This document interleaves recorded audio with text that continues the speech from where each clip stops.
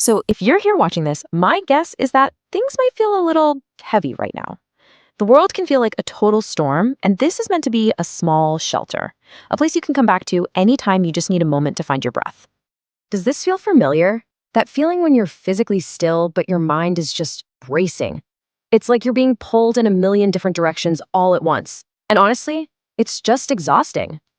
If your thoughts are spiraling, or maybe you just feel kind of numb and you're not even sure what the next step is, you are absolutely in the right place. Let's just walk through this together. Okay, so before we can find that stillness, we kind of have to understand the storm itself, right? What exactly is this feeling of overwhelm? Let's break it down because, just naming something is often the very first step to taming it.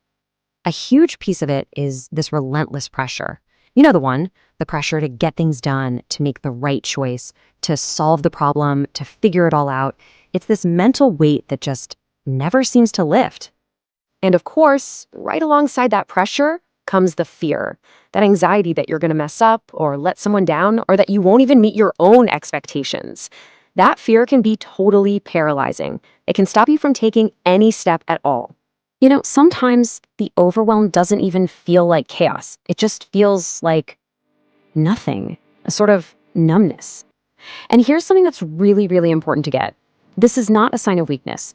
It is your nervous system's way of protecting you when it senses that something you care about deeply is on the line. So we've kind of put a name to the storm. Now, how do we find some shelter? Well, the answer isn't to fight harder or push through. It's actually about giving ourselves permission to just pause. So let's build a little safe space right here, just for a few moments. Okay, this right here, this is the core idea. For the next few minutes, you are officially off the hook. Seriously. You don't need a 5-year plan. You don't have to answer that text. You don't even have to know what you're doing next. Your only job is to just be here. And look, during this pause, there are no rules about getting it right. This isn't about achieving some perfect meditative state. It's simply about remembering that you are in control. You can shift your body, you can open your eyes, you can stop at any point. This is your time, and you get to decide. All right, so let's take this idea of a pause and turn it into a super practical tool. When everything feels like it's spinning out of control, what we need is an anchor. So here's a simple 4-step guide you can use literally anytime, anywhere to ground yourself. So these are our 4 steps: notice, name, anchor, and let pass. We're just going to walk through them one by one. And remember, the goal here is not perfection. It's just practice. Step 2 is to gently name what you're feeling. So silently, just to yourself, you might say, right now, I feel anxious or tired or confused. And there's a real scientific reason this helps. When you put a name to an emotion, you're actually tapping into the more logical part of your brain, and that helps dial down the intensity. Whatever comes up is allowed to be there. No judgment. Now, an anchor, it does not have to be complicated at all. Your brain just needs something simple and physical to hold on to. You could focus on the feeling of the solid ground under your feet, or the warmth of your hand on your chest, or even just the light pressure of your fingertips touching. This gives your mind a real present moment sensation to focus on, and that helps pull it out of that endless spiral of worry. Oh, this is such a powerful way to think about step 4. Your thoughts are probably still going to be loud, and that's okay. Instead of fighting them, just imagine they're like subtitles passing by on a screen. You don't have to answer them, you don't have to argue with them, you just notice them, and then gently, so gently, bring your attention right back to your physical anchor. Okay, so we've just practiced a tool for the here and now. Let's kind of zoom out for a second and talk about the bigger picture mindset shift that can really support this practice.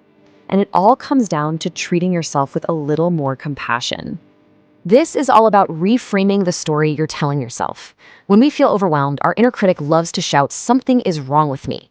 But what if the real story is that you've just been carrying way too much for way too long without enough support? That's not a sign of failure. That's a sign of your incredible endurance.